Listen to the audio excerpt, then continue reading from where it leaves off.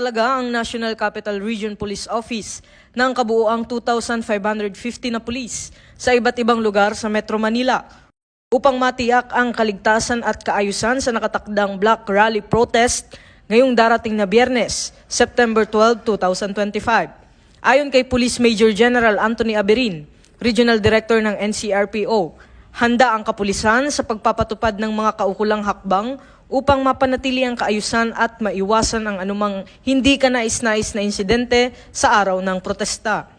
Kasama sa deployment ang mga tauhan ng Civil Disturbance Management Units, Traffic Enforcement Units, at mga espesyal na unit gaya ng Explosive Ordnance Disposal at K9 teams na magsisilbing suporta para sa seguridad.